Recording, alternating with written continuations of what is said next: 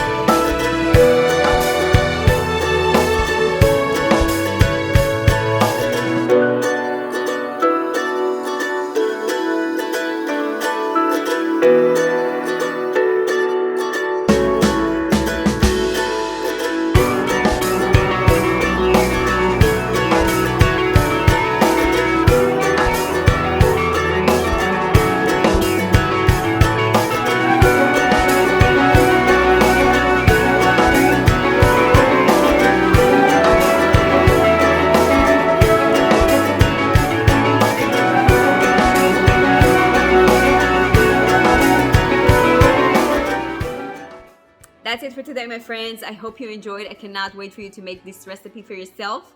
If you need more ideas or eating more plant-based, more recipes for the whole family, I invite you to check out my cookbook, Eggless Possibilities, where you can find really clean eating, gluten-free, vegan, delicious, and practical recipes that everyone can enjoy.